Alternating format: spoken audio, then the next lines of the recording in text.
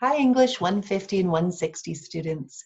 It is Wednesday, April the 8th, and I hope that you've all tucked into the Marrow Thieves and that you've enjoyed reading the first couple of chapters.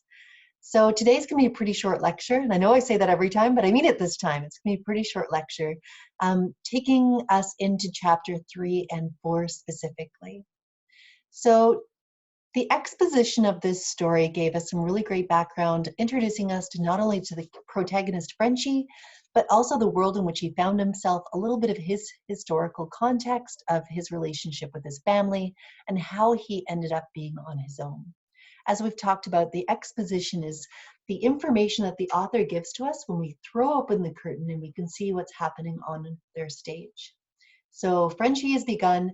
I think that the initial incident, the inciting incident for this story, is very much that moment where he is in the forest, he is collapsing, he is starving to death, and then he's rescued by the group. So that's where we are now. We get to get introduced to the remainder of the characters. Once again, it is only recommended that you keep track of your characters by creating character charts.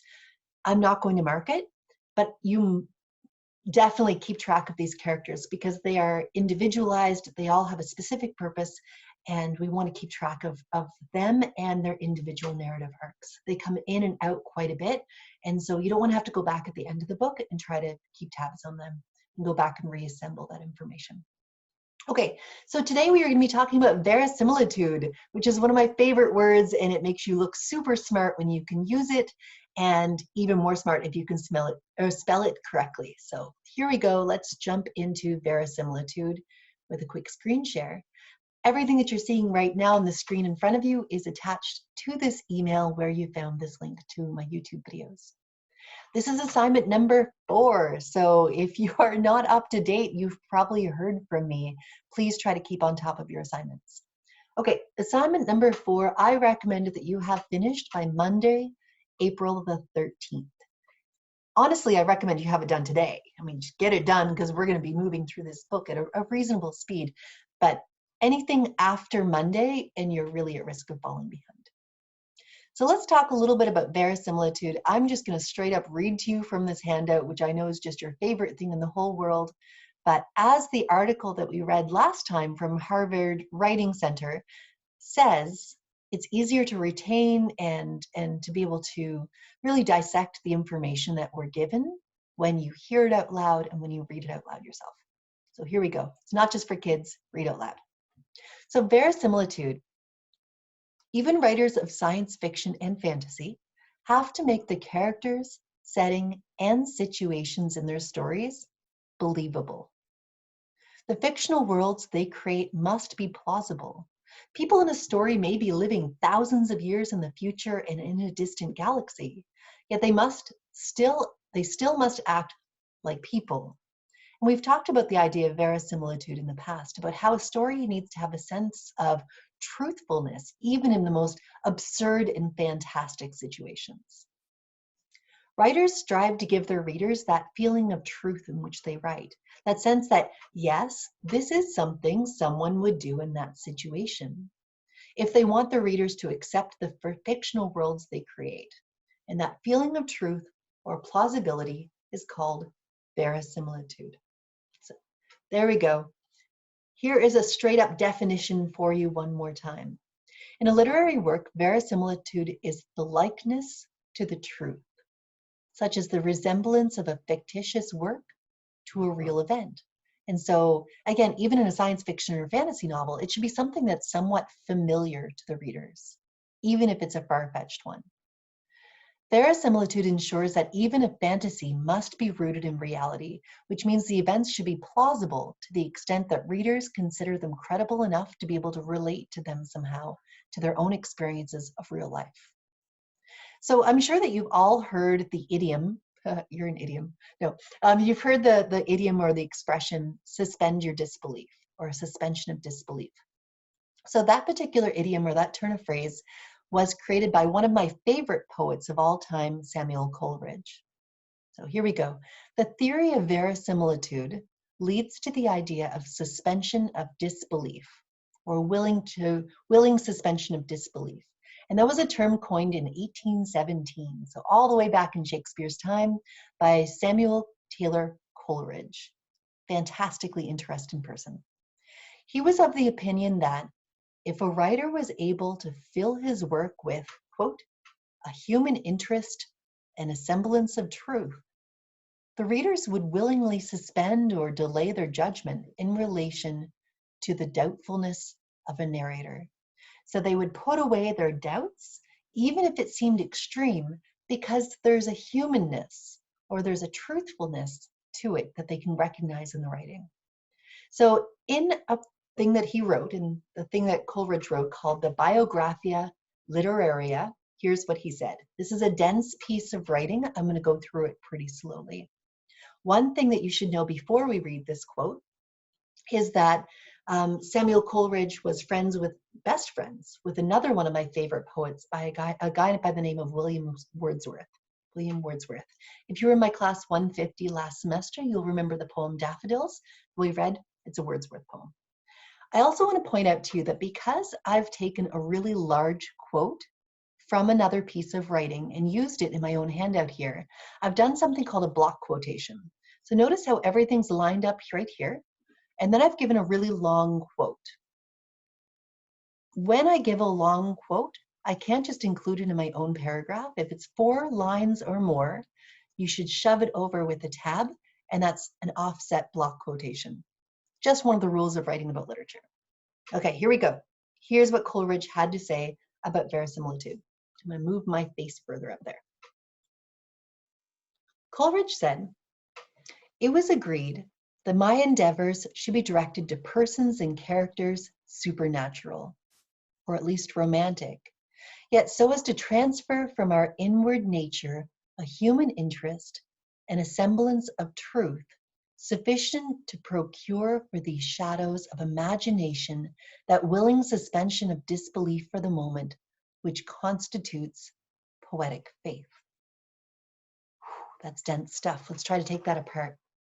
So his endeavors, of course, is writing, telling stories, essays, poems, and that these poems, even though that they might be things of supernatural belief or at least romantic ideas, things not based in reality, that they should still transfer from our inward nature a human interest and a semblance of truth, sufficient to procure for these shadows of imagination. So even in your shadows of your imagination, you can have faith that what he's saying is true. Now, he has a friend named William Wordsworth, and they loved to argue about literature, about poetry, and about writing. I studied them extensively in university. I think they're really cool guys. Okay, so Mr. Wordsworth, according to Coleridge, on the other hand, was to propose himself as his object, to give charm of novelty to things of every day.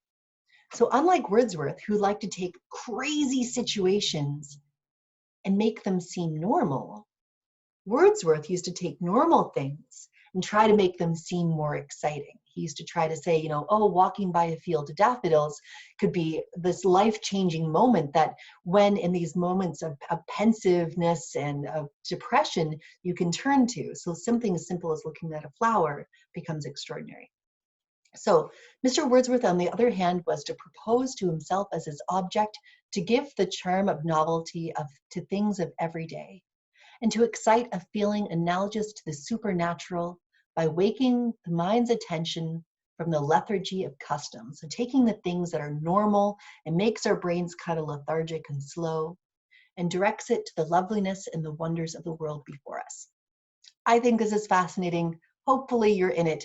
I always like to recommend extracurricular learning because I'm a big English dork. If you are interested in learning more about writing, and if you have 9 minutes of your life with which you're not doing anything, I would like to recommend that you click on this little link right here. Right here. I think it's fascinating stuff. That little link right there is going to take you to, it's going to take you to YouTube. Shocking, I know. And there's a wonderful YouTube channel here called The History of Ideas. The History of Ideas is through the webpage, The School of Life. Anyway, it talks all about Romanticism, which is the type of poets they were. It has nothing to do with love and hearts and flowers and crap. So we're gonna watch just the first minute of this video. Hopefully it hooks you long enough that you'll want to go back and watch it yourself.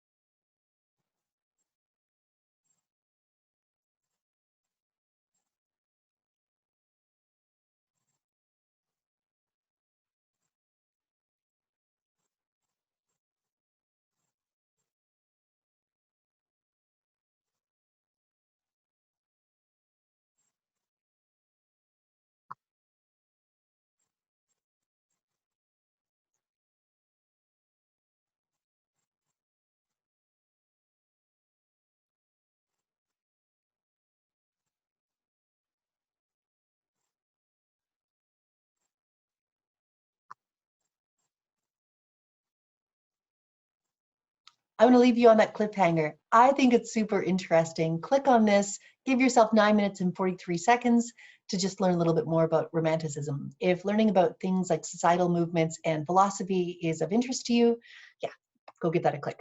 But not today, not right now, because we have things to get through. So you can learn more about Coleridge and Wordsworth and Romanticism in there. So let's go back to the idea of verisimilitude before I get off on these tangents, as I'm apt to do. So, according to your handout, as you're reading your novel, I want you to be aware of the fictional world into which the writer is inviting you. I want you to think about, specifically with the Marrow Thieves, the era, the location, and the background circumstances. I want you to notice the way that people speak, what concerns they have, and how they behave. Do they seem believable to you? I want you to be alert to the similarities and differences between this fictional world and the world you know. The first time I read this book, felt like I know this place. It reminds me so much of time I've spent in Northern Ontario, and specifically in Anishinaabe territory. And so I'm hoping that you will see similarities, if not in the circumstances of the landscape, but in the characters' personalities or conversations that they have. What about this makes this seem believable to you? So ask yourself questions like these. Can I make sense of this fictional world? Does this world make sense to me? Who's telling the story? Who's Frenchie? What does he care about? What does he remind you of? Do you know people like him? Can you relate to him personally? What clues does the author give about what's really going on and where it's happening? One thing I love about Cherie Demoline is I actually think that she does very direct characterization and very direct narration, filling us in as quickly as possible. But then how does she make you care? How does she draw you into this world? And to what extent does she make it convincing? How does she make this believable? And so finally, how successful is the writer in drawing me into his or her fictional world? Do you care about this world and why? You don't need to answer these questions. I want you to be thinking about these things as you read. Oh, but there are questions you have to answer. Of course there are, but it's short. So assignment number 4 is this. It's time to start beginning reading chapters 3 and 4. As always, find a quiet, comfortable spot, free from distractions. If you're a stay-at-home parent, good luck with that. Read it after bedtime. So you only have one question to answer for chapter 3. For chapter 3, the character Mig gives a historical account during something he calls story. And during that story, he fills us in, as well as the other characters, about some of the societal and ecological events that happened in this dystopian world. And we also get to know a little bit more about the characters and their personalities. We get a lot of information very quickly through this story.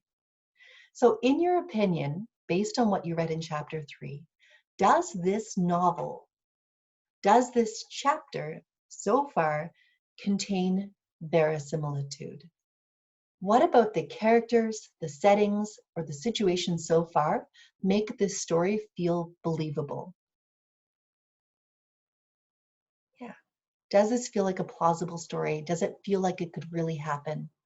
Thinking about what I just said about verisimilitude, go back and read through the definitions.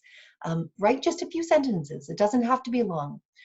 Write a few sentences referring to specific things that are happening in the book, specific words in the book, things that Meg says or things that Shri Demalai narrates to us from the novel so far to explain your answer. Does this book contain verisimilitude? That's it, a couple sentences. That's chapter 3. Chapter 4, I just want to make sure that you read it. And so I've given you more of the right there questions that do not require analysis. If you've read it, heck, if you've skimmed it, you will find the answers for these. So according to chapter 4, actually back in chapter 3, this is your first question, there's a clue, a very cleverly placed clue that shows how much time has passed since Frenchie joined the group. I love the way that she does this. She doesn't say, 4 weeks later or 18 years later. She gives a nice narrative clue. See if you can find it. And tell me, who was the person who joined their group at the end of chapter 3? We're introduced to them at the beginning of chapter 4. According to Meg, what do they all need to get better at? How can they tell if animals are nearby? Why doesn't Meg tell the boys to quiet their singing like he usually does? And then there's an important word called nishin that upsets Frenchie enormously. What does that word mean? Why does it upset him? That is it. The last little bit of extracurricular learning for today is if you have your book handy, if not, pause it, go get your book. Okay.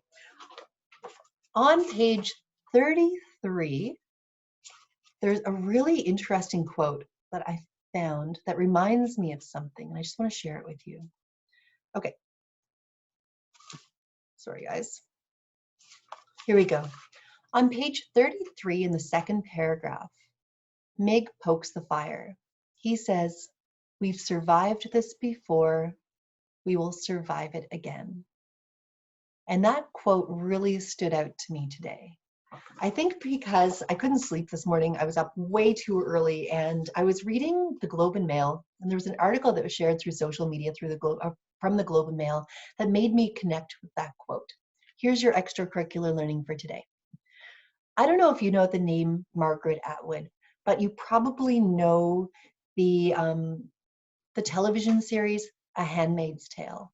It's also a graphic novel, all based on her book, Margaret Atwood. She's a wonderful writer, poet, filmmaker, essayist, and a journalist. So she wrote an article that was just published a couple of days ago, 2 weeks ago, in the Globe and Mail that came across my desk today. So this article is all about growing up during the time of quarantine. And it's specifically talking about the coronavirus and about how to people who grew up alive in the 1940s and 1950s, this situation, this pandemic that we find ourselves in right now, isn't new. Our society has gone through this before. We've gone through it before, and we'll go through it again, like Meg says on page 33. So this gives a little bit of Canadian history, talking about how things like scarlet fever, diphtheria, measles, epidemics like that have happened before in society, and we have endured, we have persevered, we have come through it on the other side. I'd love to recommend this. I will include this link in your email. Take a few moments and read it. Again, not mandatory fun, but always a good idea. The difference between being a good student and a great student is about 20 minutes of hard work. Okay, friends, so that is it from me today. Please stay on top of your work. If you need anything from me, you can always email, text, or Facebook message me. And I look forward to seeing you and talking to you again on Friday. Take care.